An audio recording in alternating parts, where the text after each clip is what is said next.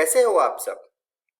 एक बार फिर से आपका स्वागत है मेरा दूरदर्शन मेरा विद्यालय में। आशा करता हूं आपको जो ये घर पर आपके विद्यालय का अनुभव मिल रहा है, आप उसे बहुत एंजॉय कर रहे होंगे और एंजॉयमेंट के साथ साथ आपकी पढ़ाई भी हो रही होगी। आप सभी ने अपना कॉपी और कलम तो ले ही लिया होगा, तो आज की कक्षा में भी आज के विषय को लेकर कोई प्रश्न या फिर कोई जिज्ञासा हो तो उसे नोट कर लीजिएगा। आइए देखते हैं आज के एपिसोड में हम क्या पढ़ेंगे। आज के एपिसोड में हम कक्षा 9 से शुरुआत करेंगे, जिसमें हम सबसे पहले विज्ञान के पाठ हमारे आसपास के पदार्थ के बारे में जानेंगे और उसके बाद हम सामाजिक विज्ञान में भौगोलिक खोजें के बारे में पढ़ेंगे, जिसमें हम ये जानेंगे कि क्या क्या भौगोलिक खोजें की गई थी इतिहास में। कक्षा 9वीं के पढ़ाई के बाद हम आज भी एक इंटरेस्टिंग कहानी देखेंगे जिसका नाम है आलिया और उसकी वॉन्डरिंग शूज के बारे में। Alia and the wandering shoes. इस कहानी के बाद हम कक्षा 10 की पढ़ाई शुरू करेंगे, जिसमें हम गणित का बहुपद पाठ पढ़ेंगे और सामाजिक विज्ञान में भारत में राष्ट्रवाद के बारे में जानेंगे। तो चलिए शुरू करते हैं आज के एपिसोड को।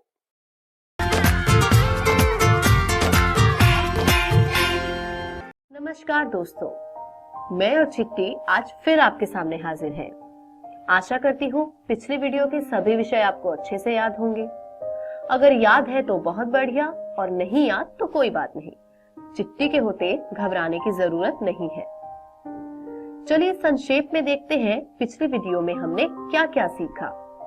सबसे पहले देखे हमने आसपास के पदार्थ और फिर देखी पदार्थ के कणों की विशेषताएं। साथ ही हमने जाना पदार्थ की विभिन्न अवस्थाओं के बारे में, जो है ठोस, द्रव्य और गैसीय। अब थोड़ा आगे बढ़ते हैं और आज के विषय देखते हैं। आज का पहला विषय होगा, क्या पदार्थ अपनी अवस्था को बदल सकता है, और फिर वाष्पीकरण। चलिए शुरू करते हैं। बर्फ के गोले तो सभी ने खाए होंगे, ठंडे ठंडे से बहुत मजा आता है गर्मियों में इनका। लेकिन अगर समय रहते फटाफट ना खाया जाए तो पीना पड़ जाता है, क्योंकि बर्फ पिघल गई है। यानी हमारा गोला ठोस अवस्था से द्रव्य अवस्था में बदल गया है। मतलब कि पदार्थ अपनी अवस्था में अदला बदली कर सकता है। पर ऐसा होता क्यों है और हुआ कैसे? देखिए, हमारा बर्फ का गोला बना बर्फ से और बर्फ बनी पानी से। कैसे? पानी अगर ठंडा करते जाओ तो वो एक तापमान के बाद बर्फ बन जाता है, और जब हमारा बर्फ का गोला बाहर गर्मी में आया तो पिघलकर फिर पानी बन गया। और उसी पानी को यदि गर्म कर दिया जाए तो वह भाप बनकर उड़ जाता है। यानी तापमान बढ़ाने से ही ठोस अवस्था द्रव्य में बदली और अब द्रव्य से गैसीय अवस्था में। यानी तापमान के प्रभाव से पदार्थ की अवस्था में परिवर्तन हो सकता है। आप सबको पिछली वीडियो से याद होगा कि पदार्थ के कणों में गतिज ऊर्जा होती है और तापमान के बढ़ने से ये ऊर्जा भी बढ़ती है, जिससे पदार्थ के कण ज्यादा गतिशील हो जाते हैं। और आपको यह भी याद होगा कि पदार्थ के कणों के बीच एक आकर्षण बल भी लगता था। तो हम जैसे जैसे तापमान बढ़ाते हैं, ये गतिज ऊर्जा कणों को और ज्यादा गतिशील करती है, और एक तापमान के बाद कणों की गति उनके आकर्षण बल से ज्यादा हो जाती है और वो अपना स्थान छोड़कर ज्यादा स्वतंत्रता से गति करने लगते हैं। इसी प्रक्रिया में एक अवस्था ऐसी होगी जब ठोस कण इतने गतिशील हो जाएंगे कि वो पिघलकर द्रव्य बन जाएंगे, और ये जिस तापमान पर हुआ उसे हम गलनांक कहेंगे। इसी प्रकार अगर तापमान बढ़ाते जाओ तो द्रव्य गैसीय अवस्था में भी परिवर्तित हो जाती है, जहाँ पदार्थ के कण बिल्कुल स्वतंत्र हो जाते हैं एक दूसरे से। इस पिघलने और उबलने और धुआं हो जाने की प्रक्रिया में एक खास चीज होती है। आप सबने ये देखा होगा, मगर ध्यान शायद ही किसी ने दिया हो। अगर आप बर्फ को एक गर्म पतीले में डाल दें तो वो तुरंत पिघल जाएगी और थोड़ी देर बाद वो पानी उबलने लग जाएगा। लेकिन ये उबाल पूरी बर्फ पिघलने के बाद ही आएगा। ऐसा नहीं होगा कि जितना पानी पिघल गया उतना तो उबलने लगा और बाकी की बर्फ अभी भी पिघल रही है। और तो और, जब तक पूरी बर्फ नहीं पिघलती तब तक तापमान भी नहीं बदलता पानी का। अब चाहे आप इसे कितनी भी ऊष्मा दे दो, पतीले की बर्फ पहले पिघलेगी और उबाल उसके बाद ही आएगा। तो जितनी ऊष्मा पतीले को मिली है वो सारी बर्फ को पिघलने में लग जाती है। इस ऊष्मा को हम गुप्त ऊष्मा कहते हैं। और जितनी ऊष्मा गलनांक में किसी ठोस को पूरा द्रव्य होने में लगी है उसे हम संगलन की प्रसुप्त ऊष्मा कहते हैं। और इसी तरह पानी को भाप बनकर गैसीय अवस्था में जाने के लिए भी गुप्त ऊष्मा लगती है, जिसे हम वाष्पीकरण की गुप्त ऊष्मा कहते हैं। तो सिर्फ तापमान बदलने से ही अवस्था नहीं बदल रही, और भी बहुत कुछ हो रहा है इन पदार्थ के कणों के बीच। चलिए आगे देखते हैं और क्या क्या हो सकता है किसी पदार्थ के कणों में। जैसे पिछली वीडियो में आपने देखा किस प्रकार एक छोटे से सिलेंडर से इतने सारे गुब्बारे भर दिए, और वो संभव कैसे हुआ? गैसीय पदार्थ की संपीड्यता के कारण। अब एक बात बताइए, गैस सिलेंडर तो सभी के घर में उपयोग होता होगा। उसका आकार चाहे जितना भी छोटा हो, उसे प्रयोग करके आप बहुत दिनों तक भोजन बना पाते हैं। ऐसा क्यों? इसका भी कारण है संपीड्यता। जैसे कण एक दूसरे से दूर होकर द्रव्य से गैसीय अवस्था में आ गए, उसी प्रकार कणों को यदि पास लाया जाए तो गैसीय से द्रव्य बनाया जा सकता है। और फिर भर लीजिए गैस के सिलेंडर में। आप दाब लगाते जाइए गैसीय पदार्थ पर, कण पास आते जाएंगे और दाब की एक सीमा के बाद वह द्रव्य अवस्था में परिवर्तित हो जाएंगे।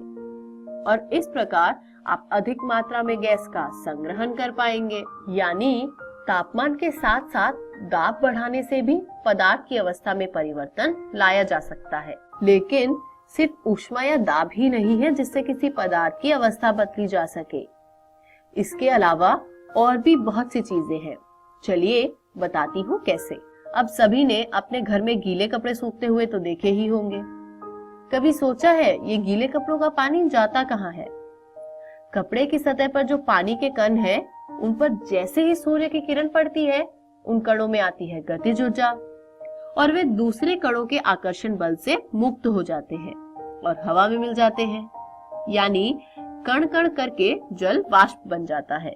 और यदि आपकी पुस्तक के अनुसार कहा जाए तो क्वथनांक से कम तापमान पर द्रव्य के वाष्प में परिवर्तित होने की प्रक्रिया को हम वाष्पीकरण कहते हैं। तो कपड़े सूखने की वजह वाष्पीकरण है। अब हम कपड़े सुखाने के लिए सबसे पहले क्या करते हैं? उन्हें फैलाते हैं। अब कोने गोलमोल करके रख देंगे तो भी सूख जाएंगे, लेकिन फैलाकर रखेंगे तो जल्दी सूखेंगे। यानी वाष्पीकरण एक सतही प्रक्रिया है और आप जितना सतह का क्षेत्र बढ़ाएंगे, वाष्पीकरण की दर उतनी बढ़ जाएगी और कपड़े जल्दी सूख जाएंगे। लेकिन कपड़े फैलाने के लिए हम धूप भी ढूंढते हैं, क्योंकि धूप कपड़ों के तापमान को बढ़ा देती है और तापमान बढ़ने से गतिज ऊर्जा बढ़ती है, जिससे कणों का आकर्षण बल कमजोर होता है और जलवाष्प जल्दी बनते हैं। यानी वाष्पीकरण तापमान पर भी निर्भर करता है। मगर इन कपड़ों को सुखाने में सबसे ज्यादा दुविधा आती है बारिश के दिनों में। दरअसल होता यह है कि हमारे आसपास की वायु में एक निश्चित मात्रा में जलवाष्प हो सकता है। इस जलवाष्प की मात्रा को हम आर्द्रता कहते हैं। और क्योंकि बारिश में आर्द्रता बहुत बढ़ जाती है, इसलिए गीले कपड़ों से जलवाष्प हवा में जल्दी नहीं जा पाता और कपड़ों को सूखने में समय लग जाता है। लेकिन बारिश हो रही है इसका मतलब ये थोड़ी है कि कपड़े सूखेंगे ही नहीं। कपड़े तो हमें तब भी सुखाने होते हैं। ऐसे समय में हम पंखे के नीचे सुखाते हैं कपड़ों को, क्योंकि तेज हवा से जलवाष्प के कण हवा में जल्दी उड़ जाते हैं और जलवाष्प की मात्रा में कमी आ जाती है और नए कणों को जलवाष्प में परिवर्तित होने में दुविधा भी कम होती है। आपने सुना होगा कि गर्मियों में हमेशा सूती कपड़े पहनने चाहिए, मगर हम कई बार सुनते नहीं हैं। सही बात है, बिना किसी सबूत के ऐसे कैसे मान ले, है ना? तो चलिए चिट्टी और मैं आपको इसका सबूत देते हैं। गर्मियों में हम कोई भी शारीरिक क्रिया करें तो हमें पसीना आने लगता है और फिर थोड़े समय बाद हमें ठंडक महसूस होने लगती है। असल में होता यह है कि हमारे शरीर की सतह पर मौजूद होते हैं पानी के कण, जो हमारे आसपास से या फिर शरीर से ही ऊष्मा लेकर जल वाष्प बन जाते हैं। और वाष्पीकरण की गुप्त ऊष्मा के बराबर की ऊष्मा हमारे शरीर से अवशोषित होती है, जिससे हमारा शरीर ठंडा हो जाता है। और सूती कपड़ों में जल का अवशोषण करने की जो क्षमता है वो सबसे अधिक होती है। यही कारण है कि हमें गर्मियों में सूती कपड़े पहनने चाहिए। अब गर्मियों की बात चल ही रही है तो मेरे मन में एक और प्रश्न आया। आप सभी ने देखा होगा कि जब आप गर्मियों में एक ग्लास पे ठंडा पानी रखते हैं तो थोड़े समय के बाद उस ग्लास की बाहरी सतह पर पानी की बूंदें नजर आने लगती है, क्योंकि पानी की वजह से ग्लास की बाहरी सतह भी ठंडी होती है। अब हवा में जो पानी के कण सतह के सबसे पास है उनका तापमान भी गिरने लगता है। और जैसे कि हमने पहले भी देखा है कि तापमान कम होने पर पदार्थ गैस से द्रव्य हो जाते हैं, उसी तरह ठंडे ग्लास की सतह बिल्कुल पास वाले कण पास आकर द्रव्य अवस्था में आ जाते हैं। यानी ऐसा जरूरी नहीं है कि द्रव्य से गैसीय या गैसीय से द्रव्य करने में बहुत ज्यादा मात्रा में तापमान का बदलाव या ऊष्मा का लेन देन आवश्यक हो। रोज के वातावरण में जितनी ऊष्मा या तापमान है उसमें भी अवस्था बदली जा सकती। तो चलिए आज के विज्ञान के इस अध्याय को हम यही समाप्त करते हैं और एक बार फटाफट देखते हैं कि आज के इस वीडियो में हमने क्या क्या सीखा। सबसे पहले हमने देखा कि पदार्थ अपनी तीनों अवस्थाओं में अदला बदली कर सकता है, ठोस से द्रव्य, द्रव्य से गैसीय या फिर इनकी उल्टी प्रक्रिया। इन अवस्था के बदलाव में तापमान और दाब की बहुत बड़ी भूमिका है। फिर हमने वाष्पीकरण को देखा कि द्रव्य से गैसीय में बदलाव बिना हमारी जानकारी के होता रहता है और वाष्पीकरण में सतही क्षेत्र, तापमान, आर्द्रता और वायु की गति की अहम भूमिका होती है। इन सब के साथ गर्मी में हमें सूती कपड़े क्यों पहनने चाहिए और ठंडे ग्लास में ओस बनने की वजह भी देखी। आशा करती हूँ वीडियो के जरिए आपको पाठ काफी अच्छे से समझ आ गया होगा। आज के लिए चिट्ठी और मैं आपसे विदा लेते हैं। क्या पदार्थ अपनी अवस्था बदल सकते हैं? हाँ, नहीं, निश्चित नहीं, बिल्कुल नहीं। पदार्थ की अवस्था में किस कारण से परिवर्तन आता है? नमी, दबाव, तापमान, ऊपर दिए गए सभी। गर्मी के दिनों में कौन से कपड़े पहनना उचित होता है? गर्म कपड़े, रेशम के कपड़े, सूती कपड़े, खादी के कपड़े। वाष्पीकरण किसे कहते हैं? क्वथनांक से कम तापमान पर द्रव का वाष्प में परिवर्तन।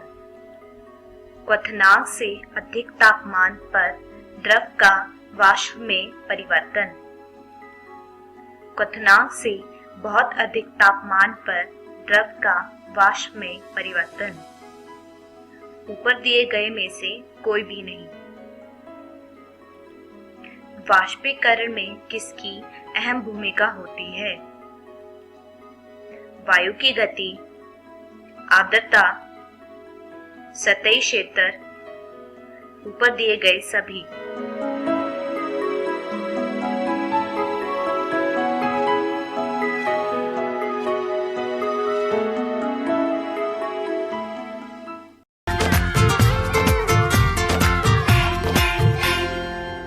हेलो दोस्तों, ये है इतिहास का पहला पाठ। इस पाठ का नाम है भौगोलिक खोजें। आज के वीडियो में हम विश्व में हुई भौगोलिक खोजों के बारे में जानेंगे और इन खोजों के क्या परिणाम निकले उस पर चर्चा करेंगे। दोस्तों चलिए इससे पहले हम ये जानें कि ये भौगोलिक खोजें कौन सी हैं। हमें ये पता करना चाहिए कि आखिर ये खोजें शुरू क्यों हुई थी। इतिहास के जिस काल में ये खोजें की गईं, उस वक्त धरती के बारे में हमारा ज्ञान बहुत ही कम था और जितना भी ज्ञान था वह अंधविश्वासों से युक्त था। दोस्तों आपको जानकर ये बहुत हैरानी होगी कि पहले के लोग मानते थे कि धरती का आकार गोल नहीं बल्कि चपटा है। इसके साथ साथ उन्हें यह भी लगता था कि समुद्र में अधिकतम दूरी पर जाने तक पृथ्वी के किनारे से वे गिरकर अनंत में विलीन हो जाएंगे। इस मान्यता के कारण समुद्री व्यापार भी सीमित था। दोस्तों, इसी के साथ साथ समुद्र की यात्रा बहुत ही कष्टपूर्ण और असाध्य भी थी। जहाजों का आकार बहुत छोटा था और वे असुरक्षित भी थे। इतनी सारी कठिनाइयों के बावजूद भूगोल खोजें शुरू हुई और इन खोजों के शुरू होने का मूल कारण था वाणिज्य और व्यापार की समृद्धि। बढ़ते समुद्री व्यापार के चलते हमारा भौगोलिक ज्ञान भी बढ़ने लगा। चलिए दोस्तों, अब देखते हैं कि इन भौगोलिक खोजों की शुरुआत कैसे हुई। 11वीं से 12वीं शताब्दी में जेरूसलम पर अधिकार के मुद्दे को लेकर धर्म युद्ध में यूरोपीय सामंत शक्तिशाली अरबों से पराजित हुआ। इसके चलते उनका दम टूटने लगा, लेकिन इस पराजय का एक सकारात्मक परिणाम भी निकला। इस धर्म युद्ध के दौरान यूरोपियनों को महसूस हुआ कि उन्हें दुनिया के हर पहलू को समझना चाहिए। यूरोपीय देशों की बढ़ती समुद्र यात्राओं के चलते कई नए आविष्कार हुए। इन आविष्कारों से समुद्री यात्रा और नौसेना का विकास आसान हुआ। चलिए देखते हैं ये आविष्कार कौन से थे। सबसे पहले हम बात करते हैं कंपास की। यूरोप वासियों ने कंपास का ज्ञान अरबों से सीखा था। इस दौरान नाव निर्माण कला में भी बहुत से विकास हुए। इटली, स्पेन और पुर्तगाल के समुद्र तटीय इलाकों में नाव निर्माण कला में परंपरागत पद्धति की जगह खांचा पद्धति विकसित हुई, जिससे बड़े और मजबूत जहाज बनने लगे। सिर्फ यही नहीं, पुर्तगालियों ने एक नए हल्के और तेज चाल चलने वाले जहाज का निर्माण किया, जिसका नाम था कैरावल। इस समय तक दूरबीन का आविष्कार भी हो चुका था, जो सामुद्रिक अभियानों में बहुत ही मददगार था। दोस्तों, ये तो थी भौगोलिक यंत्रों की खोज। चलिए अब हम द्वीपों और महाद्वीपों की खोज के बारे में भी जानते हैं। सन 1488 में पुर्तगाली व्यापारी, जिनका नाम बार्थोलोम्यू डियाज था, अफ्रीका के पश्चिमी तट से होते हुए दक्षिण अफ्रीका की दक्षिणतम बिंदु तक पहुंचे। इस बिंदु का नाम उत्तम आशा अंतरिक्ष है, जिसको अंग्रेजी में केप ऑफ गुड होप कहा जाता है। इसके बाद 1492 में क्रिस्टोफर कोलंबस नाम के एक खोजकार ने अमेरिका की खोज करी। जब कोलंबस अमेरिका पहुंचे तो उन्हें लगा कि अमेरिका भारतीय उपमहाद्वीप का हिस्सा है। इसके चलते उन्होंने यहाँ के निवासियों को रेड इंडियन कहा। यह गलतफहमी आगे चलकर स्पेन के एक नाविक अमेरिगो वेस्पूची ने दूर करी और बताया कि अमेरिका एक अलग महाद्वीप है। उन्हीं के नाम पर इस क्षेत्र का नाम अमेरिका पड़ा। इसके बाद 1498 में वास्को ड गामा नाम के एक साहसी पुर्तगाली नाविक ने उत्तम आशा अंतरिक्ष से होते हुए भारत के मालाबार तट तक यात्रा करी। उस समय के स्थानीय शासक का नाम जमोरिन था, जिन्होंने वास्को ड गामा का स्वागत किया। सिर्फ यही नहीं, अपनी यात्रा के दौरान वास्को ड गामा को दक्षिण अफ्रीका में एक भारतीय व्यापारी मिला, जिसका नाम अब्दुल मजीद था। उसी की मदद से वास्को ड गामा को भारत तक का सीधा रास्ता मिला। दोस्तों, क्या आप जानते हैं कि ऑस्ट्रेलिया और न्यूजीलैंड की खोज किसने करी थी? चलिए मैं बताती हूँ। ऑस्ट्रेलिया और न्यूजीलैंड की खोज कैप्टन कुक ने करी थी, जो कि एक अंग्रेजी खोजकर्ता थे। चलिए दोस्तों, ये तो थी भौगोलिक खोजों के बारे में बातें, लेकिन आखिर इन भौगोलिक खोजों का परिणाम क्या हुआ? इससे हमारे विश्व को क्या क्या फायदे हुए? चलिए नजर डालते हैं। सबसे पहला परिणाम था व्यापार और वाणिज्य में बढ़ोतरी। इन नए देशों की खोज होने से पहले व्यापार मुख्य रूप से भूमध्य सागर और बाल्टिक सागर तक ही सीमित था, लेकिन इन खोजों के बाद व्यापार अटलांटिक, हिंद और प्रशांत महासागर तक फैल गया। पेरिस, लंदन, एम्स्टर्डम जैसे शहर व्यापार का प्रमुख केंद्र बने। दिन पर दिन विशाल होती अर्थव्यवस्था और बढ़ते व्यापार के चलते सोने और चांदी का कारोबार बढ़ने लगा। दोस्तों, इन भूगोलिक खोजों का दूसरा परिणाम था औपनिवेशिक साम्राज्य का विकास। उपनिवेशों की स्थापना के रूप में साम्राज्यवाद का विकास बढ़ता रहा। सिर्फ यही नहीं, जहां पहले व्यक्ति व्यापार करते थे, अब बड़ी बड़ी व्यापारिक कंपनियां बनने लगी। इन कंपनियों के बनने से वाणिज्यवाद का भी विकास हुआ। इन व्यापारिक कंपनियों के चलते पूंजीवाद व्यवस्था का भी जन्म हुआ। और जैसे कि हमने पहले पढ़ा, सोने चांदी की महत्वता बढ़ने लगी। इस बढ़ती महत्वता के चलते सोने चांदी की लूट हुई और इसका भंडारण भी शुरू हो गया। इन भंडारों को प्राप्त करने में स्पेन अग्रणी था। दोस्तों, ये तो थे इन भौगोलिक खोजों के कुछ आर्थिक परिणाम। चलिए देखते हैं इन खोजों का धर्म पर क्या असर पड़ा। उपनिवेशवाद के चलते ईसाई धर्म और पश्चिमी सभ्यता का प्रसार हुआ। जेरूसलम की लड़ाई के चलते ईसाई धर्म का प्रचार प्रसार जो धीमा पड़ गया था, वह फिर से चल पड़ा। अफ्रीका, एशिया और अमेरिका के कई राज्यों में धर्म का प्रचार हुआ।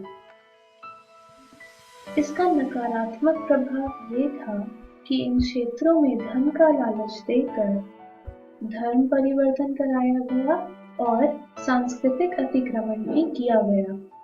वहीं दूसरी ओर इस प्रचार के चलते चर्च की प्रभुसत्ता को तर्क की नजर से देखा जाने लगा। लोग धर्म को अब तर्क की नजर से देखते थे।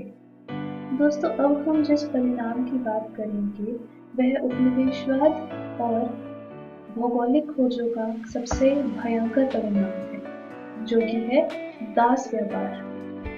बढ़ते व्यापार वाणिज्य के चलते और पूंजीवादी अर्थव्यवस्था की वजह से मानव श्रम की महत्वता बढ़ने लगी। व्यापारिक कंपनियों में काम करने के लिए अमेरिका, अफ्रीका और ऑस्ट्रेलिया के मूल निवासियों को पकड़कर उन्हें यूरोप के बाजारों में बेचा जाने लगा।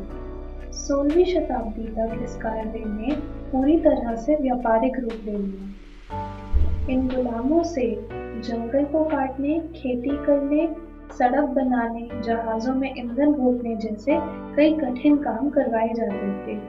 इसके साथ साथ इन पर अमानवीय अत्याचार भी होते थे।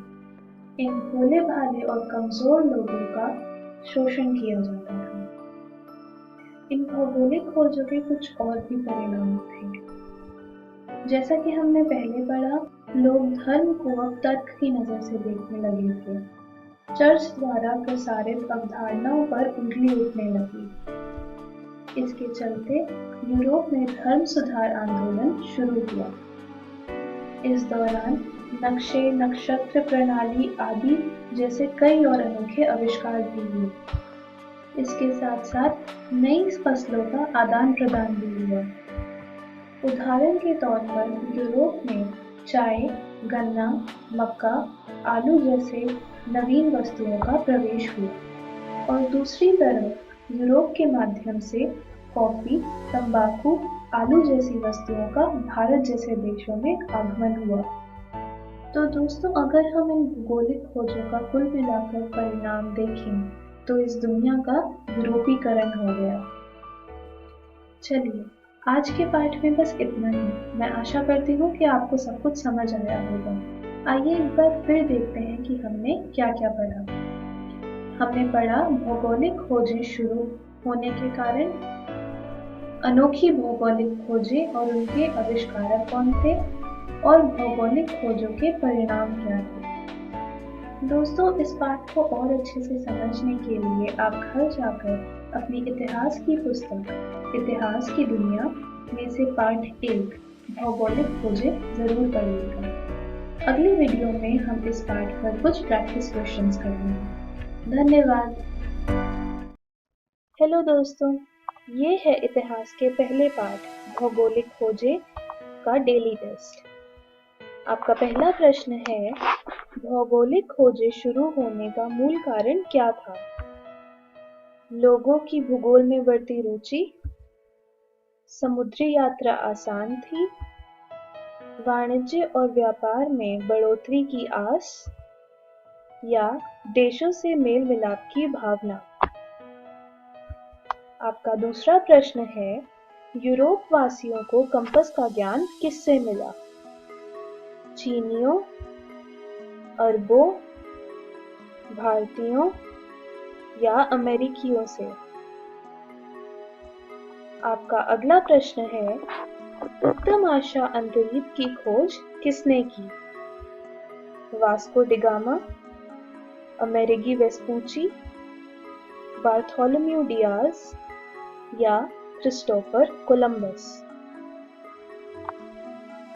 आपका अगला प्रश्न है, इस इंसान ने उत्तम आशा अंतरीप से होते हुए भारत के मालावर तट तक समुद्री यात्रा करी। इस इंसान का नाम बताइए। Vasco da gamma, Amerigo Vespucci, Bartholomew Dias या क्रिस्टोफर कोलंबस? आपका आखिरी प्रश्न है, भौगोलिक खोजों का धर्म पर क्या नकारात्मक परिणाम है? लोगों ने धर्म को मानना बंद कर दिया, पैसों का लालच देकर धर्म परिवर्तन हुआ, सभी लोग ईसाई धर्म को भूल गए, या धर्म का प्रचार धीमा पड़ गया। चलिए देखते हैं इन प्रश्नों के सही उत्तर। धन्यवाद।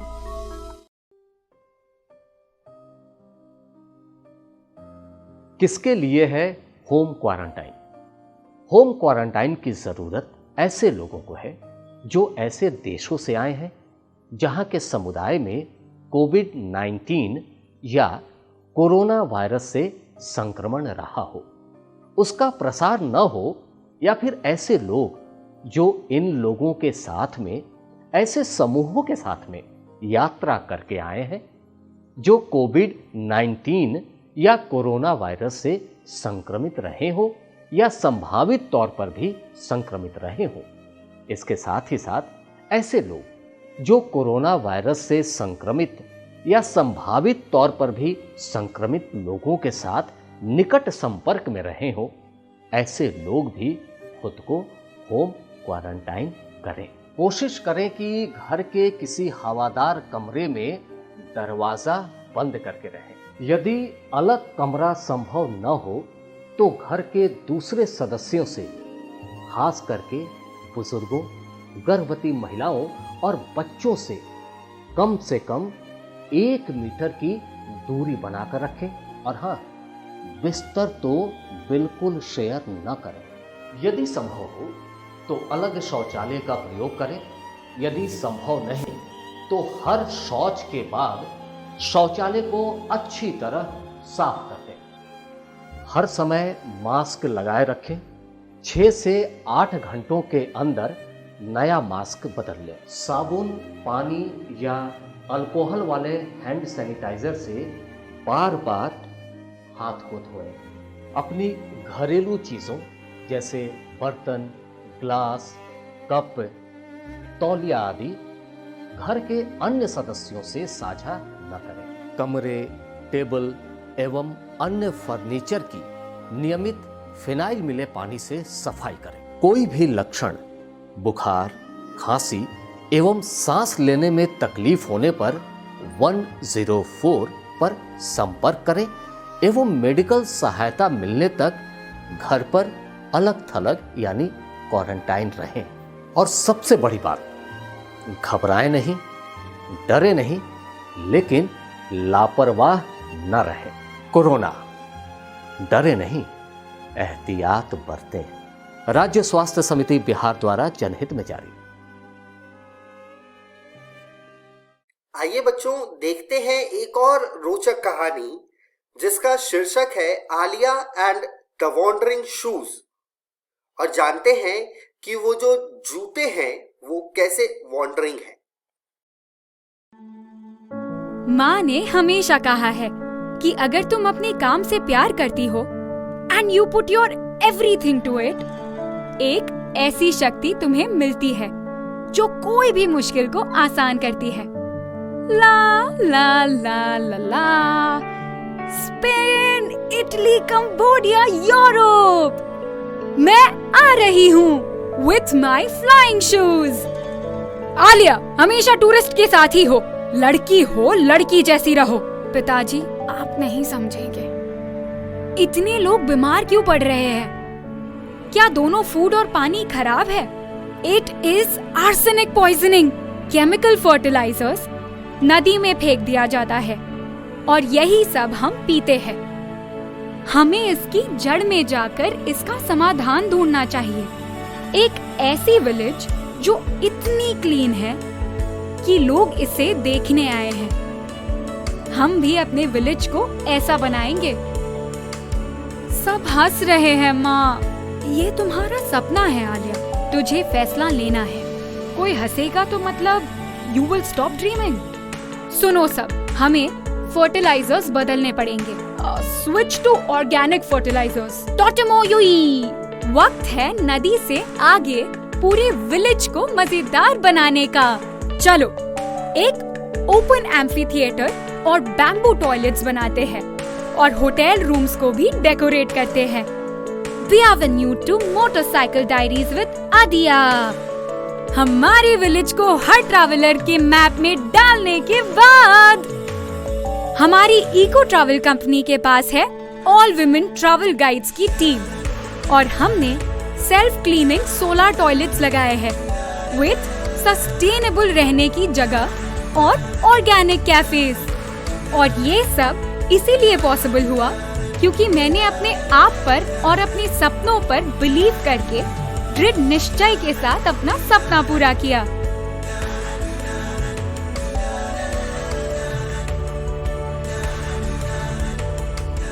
इको टूरिज्म पर एक्टिविटी 4 दिन का प्रोजेक्ट है।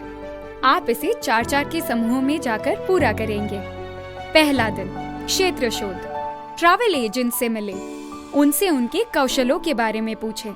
ट्रैवल एजेंट्स क्या क्या काम करते हैं, उनकी दिनचर्या, व्यापार की जानकारी, नोट्स बनाना और फोटोज लेना ना भूले। दूसरा दिन, ट्रैवल एजेंसी जाकर रिसर्च करे, वहाँ उनके काम को समझे, सवाल पूछे, देखे वो पर्यावरण हितैषी है या नहीं। तीसरा दिन, आप अपने समूह के साथ सोचे कि क्या कुछ और शोध करना जरूरी है, और अगर है तो वहाँ जाइए, ग्राहकों से मिले, उनसे उनके ट्रैवलिंग के अनुभव जाने, उनसे पूछे उनके अनुसार क्या बेहतर होना चाहिए। बहुत सारे सवाल पूछे। चौथा दिन, अपनी व्यापार की योजना लिखिए, सब साथ मिलकर अपना रिसर्च प्रोजेक्ट कंप्लीट करें और उसे चेक करने के लिए अपने शिक्षक को दें। ये करने के बाद दूसरी कहानी देखिए, पढ़िए और सीखिए, क्योंकि युवा उद्यमी कभी रुकते नहीं हैं।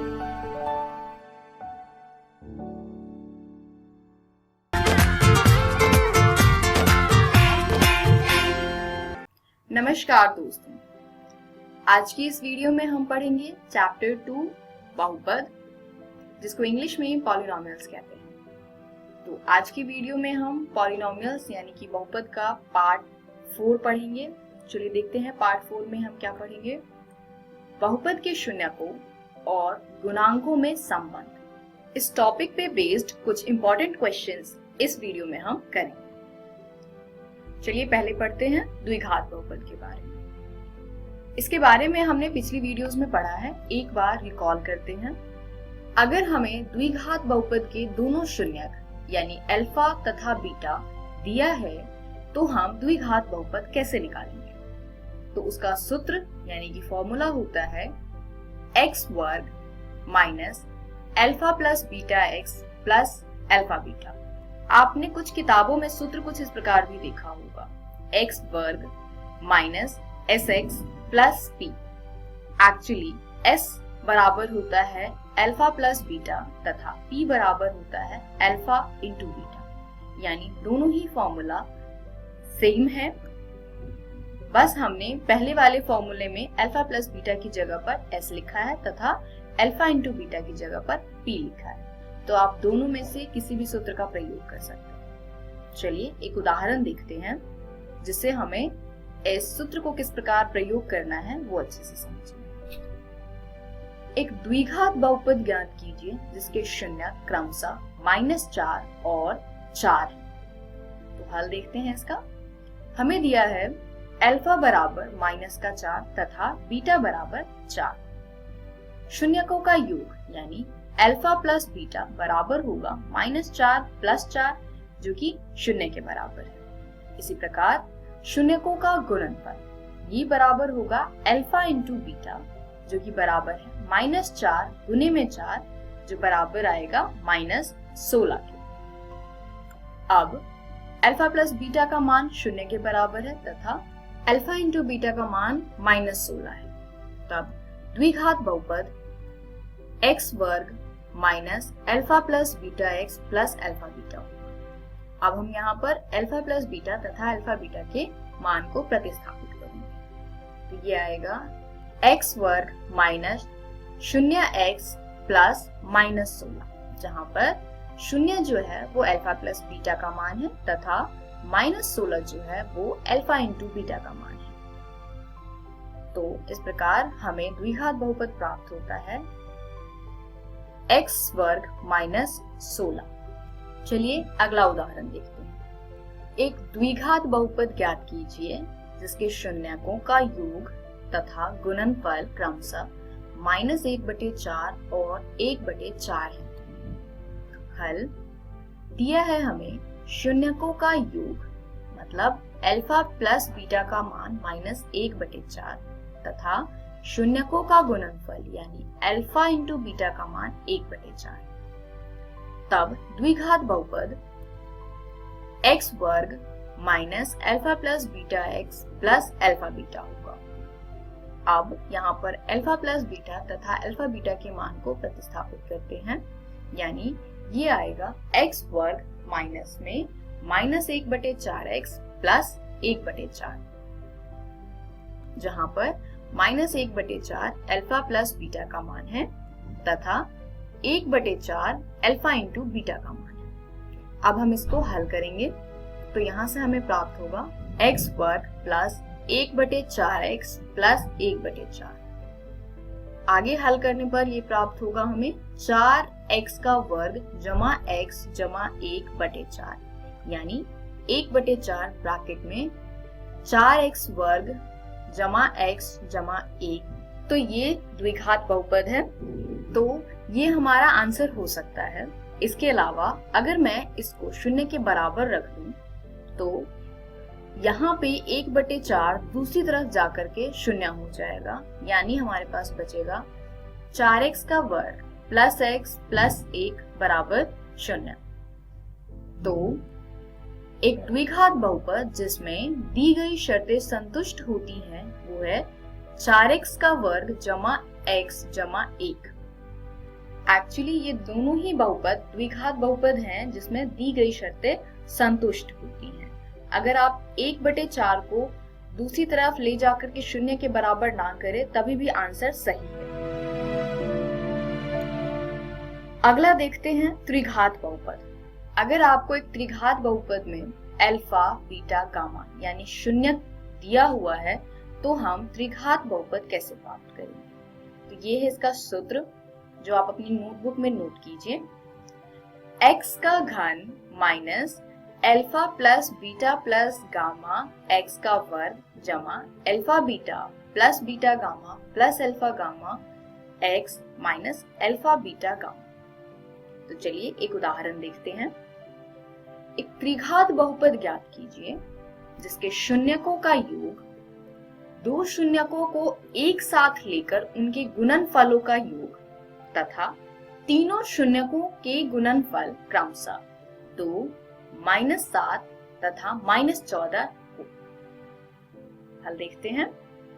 हमें दिया है alpha plus beta plus gamma का मान 2, alpha beta plus beta gamma plus alpha gamma बराबर माइनस का 7 तथा अल्फा बीटा गामा बराबर माइनस का 14।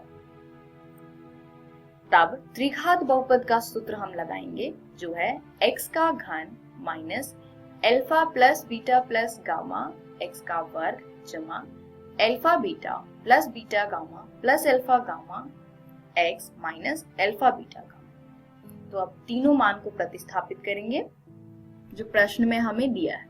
तो ये आएगा x का घन माइनस 2x का वर्ग प्लस माइनस का 7x माइनस का -14, जहां पर 2 alpha plus beta plus gamma का मान है, माइनस का 7 alpha beta plus beta gamma plus alpha gamma का मान है तथा -14 alpha into beta into gamma का मान। अब इसको हल करते हैं आगे।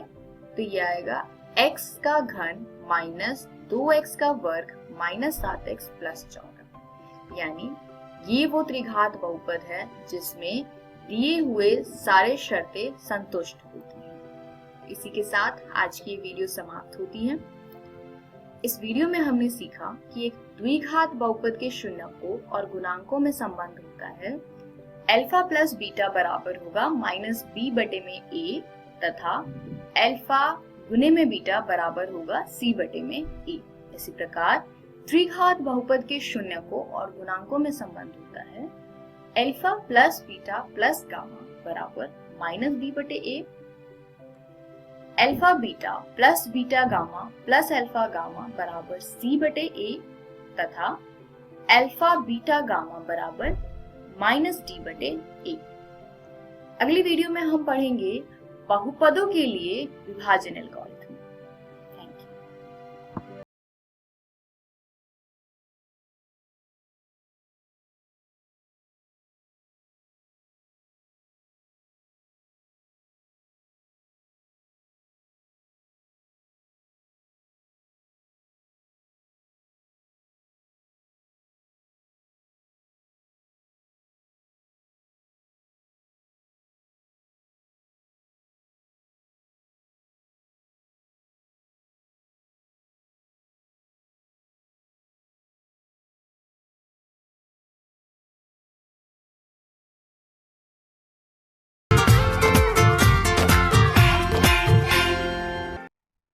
नमस्कार दोस्तों, आज हम भारत में राष्ट्रवाद नामक अध्याय का तीसरा भाग पढ़ने वाले हैं। इस भाग को पढ़ने से पहले देख लेते हैं आज हम क्या क्या पढ़ेंगे। आज की इस वीडियो में सविनय अवज्ञा आंदोलन के बारे में चर्चा करेंगे, साइमन कमीशन के बारे में चर्चा करेंगे, नेहरू रिपोर्ट तथा पूर्ण स्वराज की मांग करते हुए दांडी यात्रा के बारे में भी एक छोटी सी चर्चा करेंगे। तो चलिए शुरू करते हैं आज का अध्याय। दोस्तों, ब्रिटिश औपनिवेशिक सत्ता के खिलाफ गांधी जी के नेतृत्व में 1930 ईस्वी में शुरू किया गया सविनय अवज्ञा आंदोलन दूसरा ऐसा जन आंदोलन था जिसकी सामाजिक आधारशिला काफी विस्तृत थी। असहयोग आंदोलन की समाप्ति के पश्चात भारतीय राष्ट्रीय आंदोलन में एक शून्यता की स्थिति पैदा हो गई थी, परंतु इसी बीच कुछ ऐसे घटनाक्रम की पुनरावृत्ति हुई जिसने इस मरते हुए राष्ट्रवाद को एक नया जीवन प्रदान किया। दोस्तों, इस सविनय अवज्ञा के कारणों को हम कुछ शीर्षकों द्वारा समझ सकते हैं। सबसे पहले बात करते हैं साइमन कमीशन की। दोस्तों, 1919 के एक्ट को पारित करते समय ब्रिटिश सरकार ने यह घोषणा की थी कि 10 वर्षों के पश्चात पुनः इन सुधारों की समीक्षा होगी, परंतु समय से पूर्व ही नवंबर 1927 ईस्वी में ब्रिटिश सरकार ने इंडियन स्टैट्यूटरी कमीशन का गठन किया, जिसे आमतौर पर साइमन कमीशन कहा जाता है। दोस्तों, यह आयोग 7 सदस्यीय था जिसके सभी सदस्य अंग्रेज थे। सर जॉन साइमन को इसका अध्यक्ष बनाया गया था। इस कमीशन का उद्देश्य संवैधानिक सुधार के प्रश्न पर विचार करना था, परंतु भारत में साइमन कमीशन के विरुद्ध त्वरित तथा तीव्र प्रतिक्रिया हुई। दोस्तों, विरोध का मुख्य कारण था कमीशन में एक भी भारतीय को नहीं रखा गया था तथा भारत का स्वशासन अर्थात स्वशासन के संबंध में निर्णय विदेशियों को करना था। 3 फरवरी 1928 में बंबई पहुंचने पर साइमन कमीशन का स्वागत काले झंडों से हुआ। प्रदर्शनकारियों ने साइमन वापस जाओ के नारे लगाए। इस प्रकार साइमन कमीशन विरोधी आंदोलन ने तात्कालिक रूप में एक व्यापक राजनीतिक संघर्ष को जन्म दिया। अब एक बार फिर देश संघर्ष के लिए कमर कस चुका था। आइए अब बात करते हैं नेहरू रिपोर्ट की। साइमन कमीशन के बहिष्कार के समय तत्कालीन भारत सचिव लॉर्ड बिरकनहेड ने भारतीयों को एक ऐसे संविधान के निर्माण की चुनौती दी जो सभी दलों और गुटों को मान्य हो। भारत सचिव की चुनौती का जवाब देने के लिए कांग्रेस ने फरवरी 1928 में दिल्ली में एक सर्वदलीय सम्मेलन का आयोजन किया। इस सम्मेलन में मोतीलाल नेहरू को अध्यक्ष बनाया गया। दोस्तों, सांप्रदायिकता की भावना जो अंदर ही थी अब उभर कर सामने आ गई। मुस्लिम लीग तथा हिंदू महासभा दोनों ने इस फैसले में सहयोग दिया। परिणाम स्वरूप गांधी जी ने इससे निपटने के लिए सविनय अवज्ञा का आंदोलन प्रस्तुत किया। दिसंबर 1929 में कांग्रेस का वार्षिक अधिवेशन लाहौर में जवाहरलाल नेहरू की अध्यक्षता में हुआ। 31 दिसंबर 1929 की मध्यरात्रि को रावी नदी के तट पर नेहरू ने तिरंगा फहराया और स्वतंत्रता की घोषणा का प्रस्ताव रखा, जिसके अंतर्गत 26 जनवरी 1930 को स्वतंत्रता दिवस मनाने की घोषणा की गई। इस प्रकार पूरे देश में उत्साह की एक नई लहर दौड़ पड़ी। गांधी जी ने वायसराय इरविन के समक्ष 11 सूत्री मांग रखी थी, जिनको इरविन ने मानने से इनकार कर दिया और इसी बीच सरकार द्वारा दमन चक्र भी तेजी से चलाया गया। अतः बाध्य होकर गांधी जी ने अपना आंदोलन दांडी मार्च से आरंभ करने का निश्चय किया। दोस्तों, गांधी जी ने सविनय अवज्ञा आंदोलन की शुरुआत दांडी यात्रा से की। 12 मार्च 1930 को साबरमती आश्रम से अपने 78 अनुयायियों के साथ गांधी जी ने समुद्र यात्रा की, जो कि साबरमती से दांडी के समुद्र तट तक एक ऐतिहासिक यात्रा थी। दोस्तों, 24 दिनों में 250 किलोमीटर पद यात्रा के पश्चात 5 अप्रैल को गांधी जी दांडी पहुंचे तथा 6 अप्रैल को समुद्र के पानी से नमक बनाकर कानून का उल्लंघन किया। दोस्तों, दांडी आंदोलन का कार्यक्रम कुछ इस प्रकार था। हर जगह नमक कानून का उल्लंघन किया जाना चाहिए, स्कूल एवं कॉलेजों का बहिष्कार किया जाना चाहिए, विदेशी कपड़ों को जलाया जाना चाहिए, सरकार को कोई कर अदा नहीं किया जाना चाहिए, औरतों को भी शराब की दुकानों के सामने धरना देने में अपनी महत्वपूर्ण भूमिका निभानी चाहिए, वकील अदालत छोड़ें तथा सरकारी कर्मचारी अपने पदों का त्याग करें, हर घर में लोग चरखा काटें, सभी कार्यक्रमों में सत्य एवं अहिंसा को सर्वोपरि रखा जाए, तभी पूर्ण स्वराज्य की प्राप्ति हो सकती है। दोस्तों, तमिलनाडु में तंजौर के समुद्री तट पर सी राजगोपालाचारी ने वेदारण्य तक की नमक यात्रा की। पेशावर में सीमांत गांधी के नाम से विख्यात खान अब्दुल गफ्फर खान ने खुदाई खिदमतगार नामक संगठन की स्थापना की। धरासणा में सरोजिनी नायडू और इमाम साहब आदि के नेतृत्व में आंदोलन हुआ। असम में कुख्यात कनिंघम सर्कुलर के विरोध में छात्रों ने एक शक्तिशाली आंदोलन चलाया। इस प्रकार संपूर्ण भारत ने महात्मा गांधी के दांडी यात्रा का समर्थन किया। आइए दोस्तों, देखते हैं आज की इस वीडियो में हमने क्या क्या सीखा। आज हमने सविनय अवज्ञा आंदोलन, साइमन कमीशन, नेहरू रिपोर्ट, पूर्ण स्वराज्य की मांग तथा दांडी यात्रा इत्यादि बिंदुओं पर चर्चा की। अगली वीडियो में हम इसी अध्याय का अगला भाग पढ़ेंगे, जिसके अंतर्गत बिहार में आंदोलन का प्रसार, गांधी इरविन पैक्ट, सविनय अवज्ञा आंदोलन के परिणाम, किसान आंदोलन तथा चंपारण आंदोलन इत्यादि बिंदुओं की चर्चा करेंगे। आशा करते हैं आपको यह वीडियो बहुत पसंद आई होगी। धन्यवाद। भारत में राष्ट्रवाद। आइए कुछ प्रश्नों और उनके उत्तरों को देखते हैं। सविनय अवज्ञा आंदोलन की शुरुआत कब हुई? 1919, 1920, 1928, 1930। सविनय अवज्ञा आंदोलन किसके द्वारा शुरू किया गया? मोतीलाल नेहरू, महात्मा गांधी, जवाहरलाल नेहरू, इनमें से कोई नहीं। साइमन कमीशन का गठन कब किया गया? दिसंबर 1928, सितंबर 1928, नवंबर 1927, जुलाई 1927। साइमन कमीशन का अध्यक्ष किसे बनाया गया था? Lord Dalhousie, sir John Michael, sir John Simon, इनमें से कोई नहीं। किस तिथि को स्वतंत्रता दिवस मनाने की घोषणा की गई? 26 जनवरी 1930, 26 जनवरी 1950, 26 नवंबर 1950, इनमें से कोई नहीं। इनके सही उत्तर हैं कोरोना वायरस जैसी महामारी से बचाव के लिए देश भर में लॉकडाउन है। बच्चों को सुरक्षित रखने के लिए विद्यालय बंद किए गए हैं। इस परिस्थिति में आपका मोबाइल ही आपका विद्यालय बन सकता है। जी हाँ, बिहार सरकार के शिक्षा विभाग ने यूनिसेफ और इकोवेशन के साथ मिलकर उन्नयन ऐप मेरा मोबाइल मेरा विद्यालय की शुरुआत की है।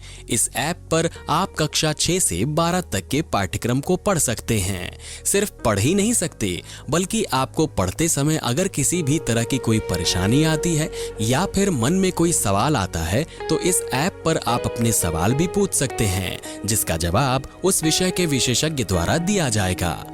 तो प्ले स्टोर से अभी डाउनलोड करें उन्नयन ऐप मेरा मोबाइल मेरा विद्यालय और अपने मोबाइल से ही अपने विद्यालय का अनुभव पाएं, वो भी बिल्कुल निशुल्क। घर पर रहें, सुरक्षित रहें, स्वस्थ रहें, पढ़ते रहें, आगे बढ़ते रहें, क्योंकि चाहे कोई भी स्थिति हो, शिक्षा हर बच्चे का अधिकार है। बिहार शिक्षा परियोजना की एक पहल। आशा करता हूं कि आज के एपिसोड में आपको जो पढ़ाया गया हो वो आपको बहुत अच्छे से समझ आ गया होगा। अगर आपके मन में कोई सवाल हो जो आपने नोट किया हो, उसको आप उन्नयन ऐप पर अपने सवाल को पूछ सकते हैं, अपने डाउट को पूछ सकते हैं। वहां आपको उसी विषय के विशेषज्ञ द्वारा जवाब दिया जाएगा। अगर आपके पास इंटरनेट या मोबाइल नहीं है तो भी घबराने की जरूरत नहीं है। आप फोन करके भी हमें संपर्क कर सकते हैं और अपनी जिज्ञासा मिटा सकते हैं। नंबर स्क्रीन पर दिए गए हैं, इसे नोट कर लें। आप हमें ईमेल भी कर सकते हैं। ईमेल के लिए ईमेल आईडी स्क्रीन पर दिया गया है, biharunnyan@gmail.com।